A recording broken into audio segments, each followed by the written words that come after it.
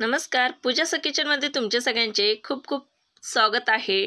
तर तुम्हाला व्हिडिओ बघून असं वाटत असेल की कुरडईचा चीक चालू आहे, नाही, आपले गहू आणि तांदळाचे आपल्याला पापड करायचे आहेत। त्यासाठी आपण तांदूळ कसे भिजवायचे, किती दिवस वाळवायचे आणि मिक्सरमध्ये कसे वाटायचे किंवा गिरणीवर कसे वाटायचे, त्याने आपले पापड कसे होतात तुम्ही बघू शकतात। एकदम इझिली कापसासारखे आणि कुरुम कुरुम असे पापड आपले होतात। चला मग प्रोसेस करूया। तर इथे मी घेतलेले आहे एकदम स्वच्छ करून राशनचे तांदूळ। तर आपल्याला पापड वगैरे इडली वगैरे आपण करतो राशनच्या तांदूळाची, त्याने आपले पापड राशनच्या तांदूळाने खूप छान होतात आणि फुलतात पण। तर चला मी आता स्वच्छ करून घेतलेले तांदूळ, आता एक मोकळा स्वच्छ डब्बा घेतलेला आहे। आता हे तांदूळ मी ह्या डब्बाभर इतकं भिजत घालणार आहे, म्हणजे साधारण मी 5-5.5 किलो तांदूळ भिजत घालणार आहे। तर ही प्रोसेस आता तुम्ही काय म्हणताल की आपल्याला गहू तांदळाचे पण पापड करायचे आहे, तेव्हा आपल्याला गहू पण भिजत घालायचे का? नाही, गहू अजिबात भिजत घालायचे नाहीये। पुढे मी तुम्हाला ती प्रोसेस सांगतेच आहे। ह्याच आपण नुसते तांदूळ भिजत घालून हे व्यवस्थित भिजवून मस्त गव्हाचे पण पापड होणार आहे, गहू तांदळाचे, आणि हे पण म्हणजे एका खड्यात आपले 2 पक्षी मारणार आहे। तर पुढे व्हिडिओ तुम्ही शेवटपर्यंत बघा, तुम्हाला नक्की समजेल। तर मी आता तांदूळ धुण्यासाठी फक्त 2 पातेल्यात, म्हणजे एका पातेल्यात दुसरे थोडे तांदूळ आणि डब्यात तांदूळ हे असे अर्धे अर्धे करून घेतलेले आहे। कारण का की राशनच्या तांदूळावर खूप धूळ असते आणि खूप सफेद पाणी पण निघत असतं। तर तुम्ही बघू शकता किती आपलं व्हाईट पाणी हे निघलेलं आहे। आता हे व्हाईट पाणी आपल्याला काढून टाकायचं आहे आणि साधारण 2-3 पाण्याने आपल्याला हे तांदूळ स्वच्छ करून घ्यायचे आहे। तर तुम्ही बघू शकता आता मी 2-3 पाण्याने धुवून आता डब्यात ते पातेल्यातले तांदूळ टाकून दिले आहे।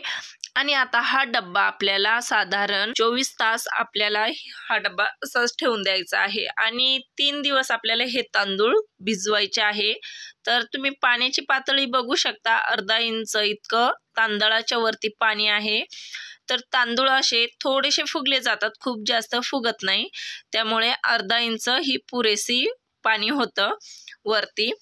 तर आपल्याला 3 दिवस सलग भिजवायचे आहे आणि 3 दिवस आपल्याला सारखं पाणी बदलायचं आहे। नाही बदललं तर आपले तांदूळ खूप आंबट होतील आणि पापड हे आपले आंबूस लागतील।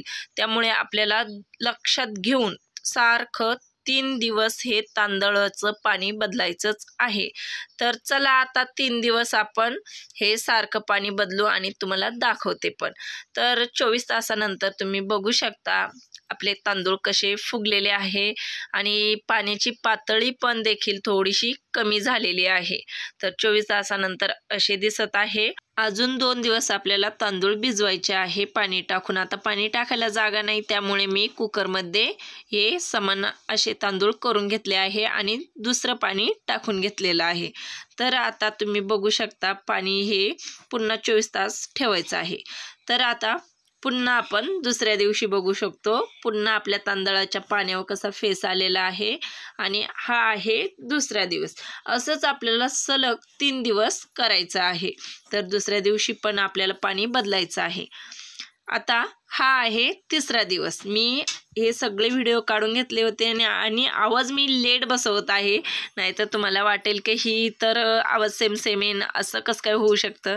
नाही, तर रेसिपीचं कसं असतं, आवाज लेट बसावा लागतो।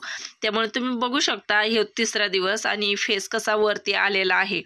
आता तिसऱ्या दिवशीच आपल्याला काय करायचं आहे, हे जे पाणी आलेलं आहे हे आपल्याला ठेवायचं आहे, म्हणजे हे पाणी आंबूस असतं आणि दुसऱ्या पाणी टाकायचं नाहीये बरं का। नाही तर तुम्ही काय करशाल, पुन्हा एका पाण्याने धुशाल, मग तांदळाची पूर्ण चव निघून जाईल। असं अजिबात करायचं नाहीये। हे जे तिसऱ्या दिवसाचं पाणी आहे ना, हे पाणी ठेवून असेच आपल्याला तांदूळ उपसून घ्यायचे आहे वरती, म्हणजे एका टोपली असते ना आपली चाळण टोपली, तिच्यावर उपसून घ्यायचे आहे आणि उन्हामध्ये मस्त वाळवायचे आहे। तर तुम्ही बघू शकता असं केल्याने आपले तांदूळ अजिबात आंबूस होती नाही आणि इतके छान कुरकुरीत होतात आणि कापसासारखे दिसते। तर तुम्ही बघू शकता तिसऱ्या दिवशीच मी वाळवले आहे आणि कवळ्या उन्हातच वाळवायचे आहे, खूप कडक उन्हात वाळवायचे नाही।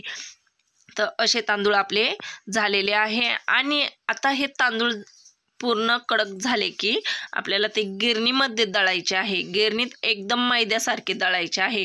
तर तुम्ही आता इथे बघू शकता मी जे 5 किलो तांदूळ घेतलेले होते त्याच्यातले 2.5 किलो सेपरेट आणि 2.5 किलो सेपरेट. हे कशासाठी तर 2.5 किलो मी नुसते तांदळाचे पापड करणार आहे आणि 2.5 किलो मी गव्हा तांदळाचे करणार आहे.